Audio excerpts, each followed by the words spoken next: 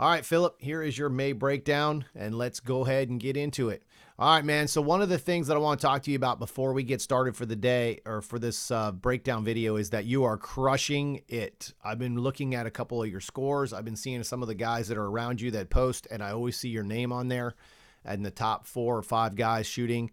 As a B-class shooter, bro, you're killing it. So I'm sure everybody's hating you right now. And I'm super glad that you're part of the group and that you're crushing all the things that I'm teaching you, man, because I've been watching really closely, and I feel like you got some real potential to be up there and kick those guys' butts. So congratulations on that, man, and you're doing really, really well.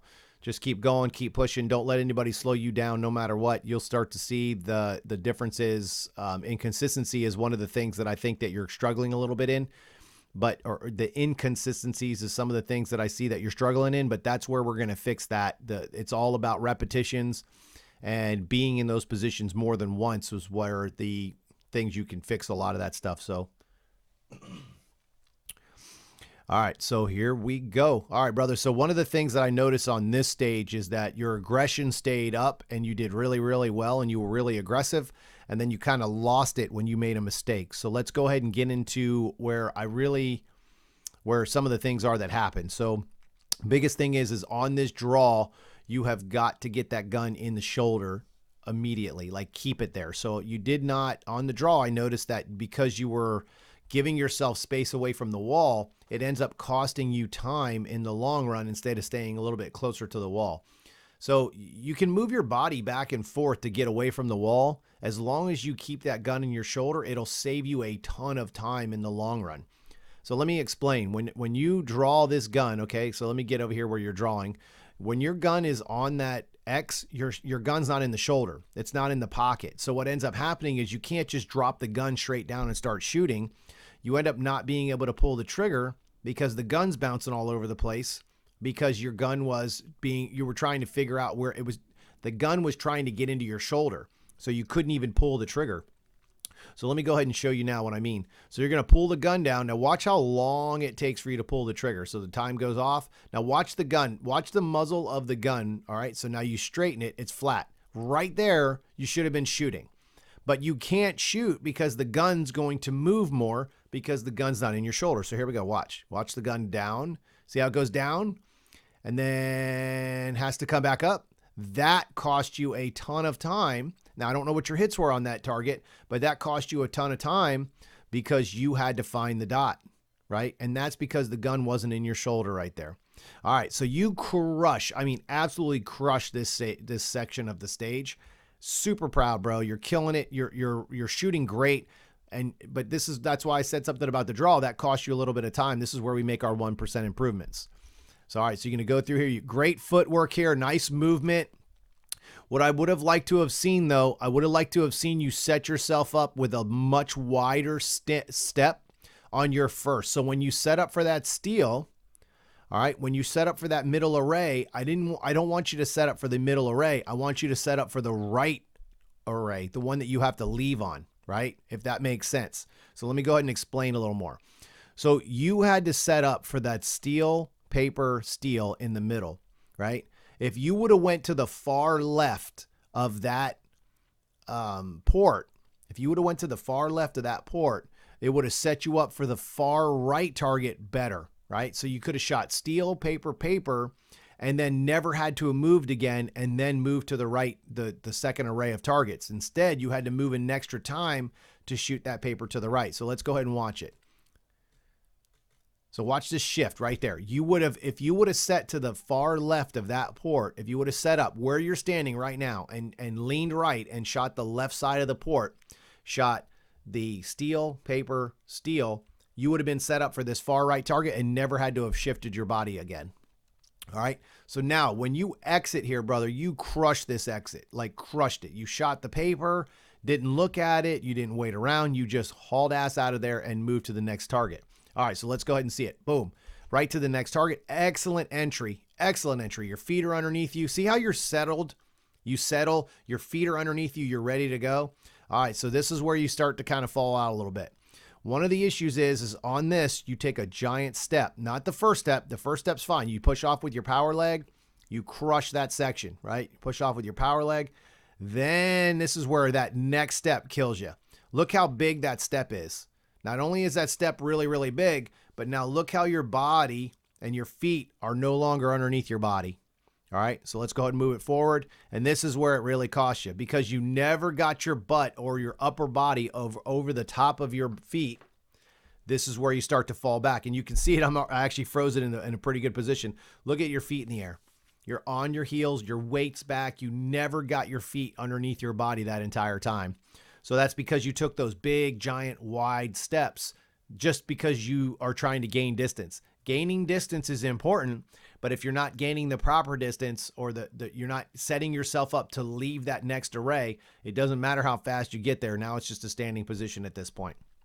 So, all right, so now you're going to move forward. You're going to shoot steel, steel. Now, what I would have liked to have seen is I would have liked to have seen you back out of this steel, that last piece of steel and that piece of paper, a little more aggressively. I would have liked to have seen you back out on that paper especially. I don't know if you can see the steel when you back up, but that piece of paper, it looked like you could be a little more aggressive and back out on that paper a little bit harder. It would have set you up for this last position to where you didn't have to take that double step to get there, because this is obviously an awkward backup stage for that position.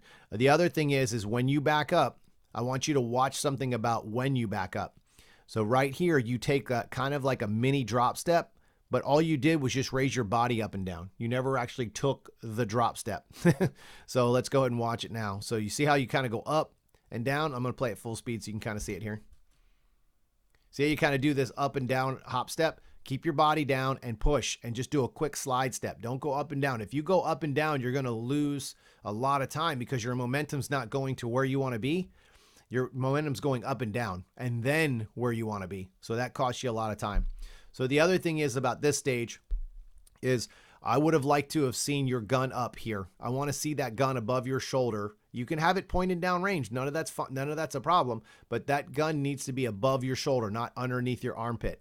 And I'm going to show you where that costs you time. So let's go ahead and move forward here a little bit. So right now, if your gun was where it was supposed to be, you would have had your gun in your hand like this when you entered the position. Instead, look at where the muzzle of your gun is when you land. So you've landed right now. Your head's at the target. Your foot is on the fault line, ready to go. Look where your gun is. It's pointed directly down. You're not aiming at anything. You're not pointing at anything. You're not trying to find your dot right now. You are aiming at the ground.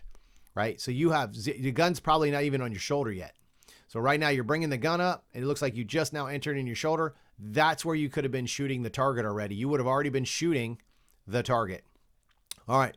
So the next thing is, and I'm glad that you sent me this video because I caught a big no-no, and you know this.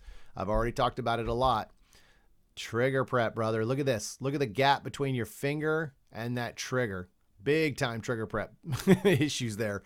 So what's going on now is you're using your trigger finger as a timing mechanism, right? So you're using your trigger finger as a timing mechanism. You cannot use your finger to time your shooting.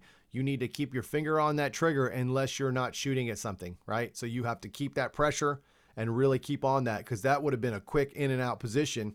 Instead, you used your finger to time it. And if you listen to this array, you'll hear pop, pop instead of your usual pop, pop, pop, pop, pop, pop.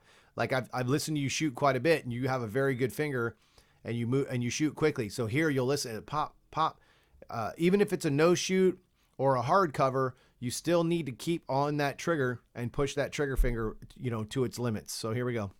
So you see how long it took you to aim there? So you're aiming, pull, and then pull. So you're talking, your splits go from 0.13s to a 0.225 to 2.3 or to a 3, 2.5 to a 3.0. I mean, that kills you in time. And yes, I know there's a no shoot there, but that shouldn't matter. You've shot all this other stuff fast. What's the difference? All right. So now you move in on this grate. Now here's where you kind of have a little issue here, right? So you're set up, you got to stop here. You got to settle down, and you have to have a controlled lean. So what happens is you turned both this position into one position, and you can't do that. It's two different positions, right? So you shot and moved into this, so that's great. Now you need to stop, and this is where you need to use your height to your advantage, okay? You're going to stand up straight here, lean out controlled. It's a controlled lean. Right now you had zero control. Like even with me slowing it down, you're just kind of blowing right through the position. All right. So there's a couple of different ways you could have done this. You could have stepped out of bounds, stepped on the fault line, then raised your right foot, shot 2, or you could just come in there and be under control. I think that the way you ran it was the proper way. You just weren't under control, and because you started trigger slapping in the back, you carried that over to here, and this is where you get a trigger freeze. That's what ends up costing you time with the trigger freeze. Bro, you're killing it. Seriously, like, you know what? These few little mistakes that I'm finding aren't big things. They're just things that we need to start trying to eliminate. That'll take you to the next level. You are really, really doing well. I've been super happy with your progress. You are actually going faster than I thought you would, or that you know what I planned on your skill set to be. You're crushing it. You're winning matches. I mean, you can't. It's not bad when you start winning matches and you're still learning how to get better. So that's pretty impressive. And I've been watching your scores, man, so keep it up. If you have any questions, hit me up, let me know, and I'll see you on the range.